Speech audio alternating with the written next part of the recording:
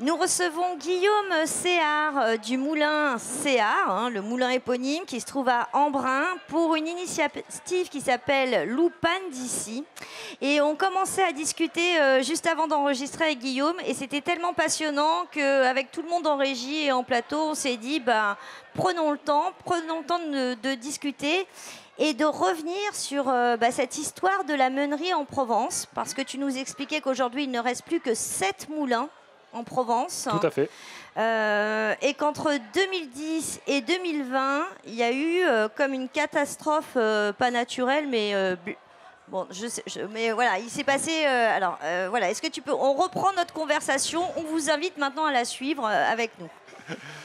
Donc, on a commencé la conversation en parlant du projet qui fait ma présence ici, qui est Loupan d'ici, qui est une filière totalement inédite. Blé, farine, pain, 100% tracé, Provence-Alpes-Côte d'Azur, avec des principes de juste rémunération pour chacun des acteurs.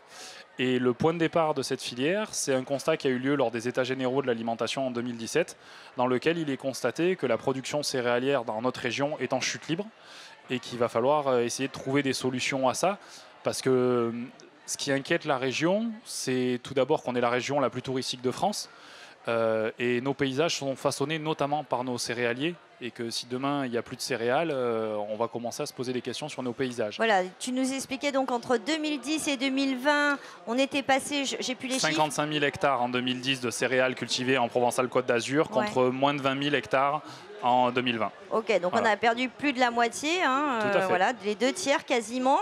Parce qu'en fait, simplement, les paysans n'arrivaient plus à valoriser leur production céréalière, parce que faire de la céréale, on est soumis au cours du marché, et donc forcément, quand ça paye plus, on fait plus, quoi. Le cours, il est mondial, et en agriculture conventionnelle.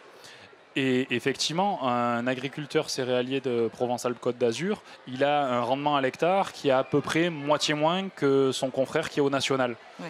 Au national, il est plutôt entre 8 et 10 tonnes de blé à l'hectare. En Provence-Alpes-Côte d'Azur, quand il est à 5 tonnes à l'hectare, c'est déjà qu'il a sacrément bien fait son boulot.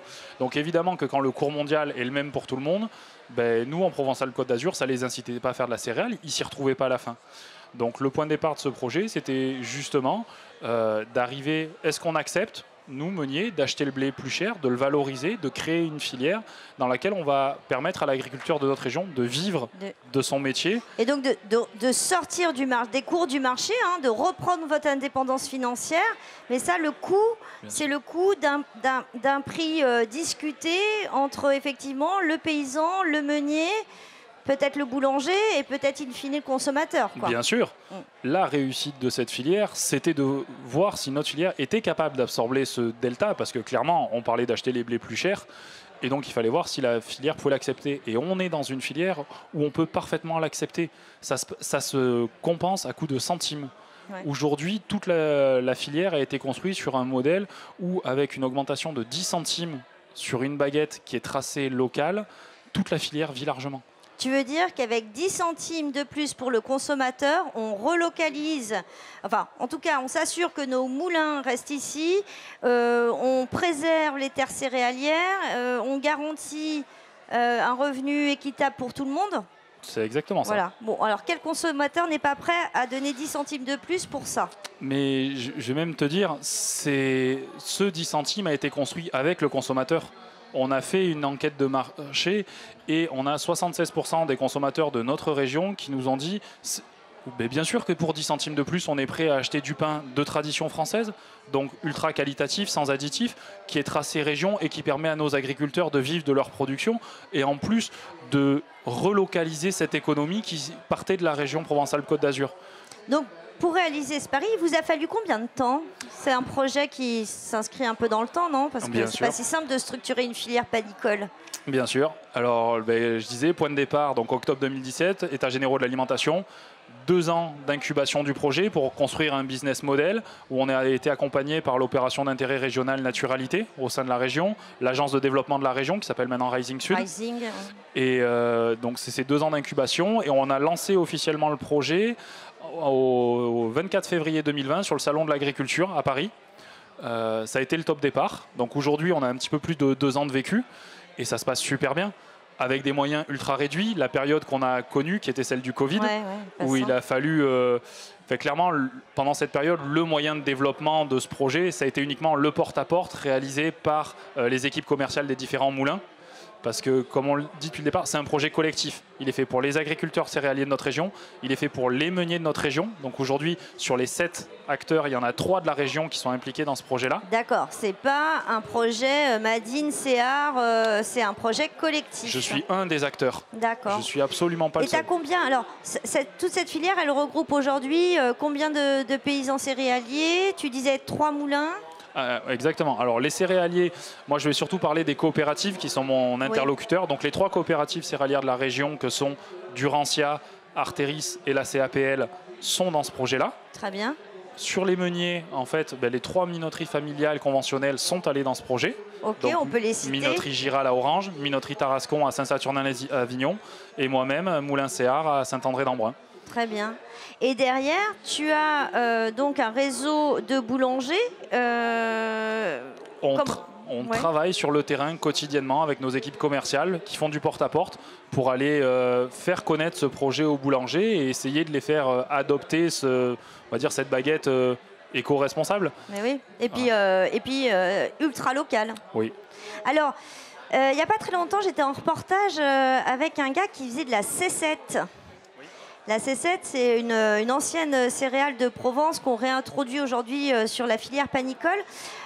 Au moulin, qu'est-ce que vous produisez comme type de farine? À partir de quelle céréale? Parce que la C7, c'est un peu expérimental, je pense. Hein. Je sais pas, ça doit être un micro marché, mais j'ai trouvé ça rigolo. Mais vous produisez quel type de farine? La C7 de Provence, en fait, ça rentre dans la catégorie de ce qu'on appelle les blés anciens, des vieilles variétés qui ont été abandonnées à un moment parce que, pour différentes raisons, soit agronomes, soit des qualités insatisfaisantes en boulangerie, etc. Et donc, qui sont à la mode, qu'on essaie de réimplanter.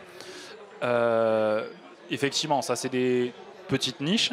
Nous, là, le projet, il essaie d'être dans une envergure plus grande parce que, comme je le disais au départ, il y a un vrai projet défense de nos paysages, lutte contre les friches et du coup les risques incendies de la région. Donc nous, il y a besoin de volume, il y a besoin d'hectares et donc il y a besoin de boulangers qui croient dans ce projet-là. Mais pour qu'il y ait des boulangers, il faut qu'il y ait des consommateurs en fait, qui connaissent ce produit, qui aillent le chercher. Aujourd'hui, si vous vous connectez sur le site internet du projet, donc www.lou-pan-d'ici.com, vous avez une cartographie sur laquelle sont situés les 200 boulangers qui proposent déjà Lou Pan d'ici chez eux. Mais je vous invite surtout à aller réclamer Lou Pan d'ici au boulanger en bas de chez vous. Oui, c'est ça. C'est qu'il faut que le consommateur, en fait, joue le jeu avec vous en disant mais comment ça, vous n'avez pas le Lou Pan d'ici? Pas avec nous. C'est l'intérêt de la région. Oui. C'est de faire vivre nos agriculteurs. Nos paysages, nos agriculteurs, notre alimentation, notre biodiversité. Parce qu'on va quand même rappeler qu'en Provence, quand on parle de parcelles céréalières, ça reste quand même des petites parcelles. D'ailleurs, c'est un problème parce que le parcellaire en céréales, il n'est pas simple à structurer aujourd'hui en Provence. Arvalis le dit. Le problème, c'est ça. C'est qu'il faut quand même, pour valoriser à minima pour les producteurs leurs céréales, il leur faudrait de grandes étendues qu'on n'a pas ici, qui ne sont pas disponibles. C'est tout à fait lié avec les rendements qu'on évoquait au début. Effectivement, du fait de ce parcellaire, du fait de la qualité des sols, les rendements en Provence-Alpes-Côte d'Azur sont beaucoup plus faibles que dans le reste de la France. C'est ça. Mais qualitativement, on a aussi une agriculture qui est supérieure à la norme. Oui. Du fait de notre ensoleillement, du vent, nous, on n'a pas de problème de moisissure, donc on n'a pas besoin de traitement phytosanitaire. On a l'agriculture avec le taux d'intrants le plus faible de France. Donc ça c'est de la vraie valeur. C'est encore un bel exemple. Merci beaucoup, Guillaume, de ce qui se peut se faire de mieux. En fait, ce qui se fait de mieux, c'est ici. C'est en Provence, on peut le dire. C'est en local. C'est au local. Il y a plein de belles initiatives. Voilà, de très belles initiatives. La filière panicole en est une. C'est Lou Pan d'ici. Et donc maintenant, vous allez chez le boulanger. Et s'il n'a pas Lou Pan d'ici, vous le réclamez. Voilà, on réclame. À bientôt. Merci beaucoup, Guillaume. Merci à vous.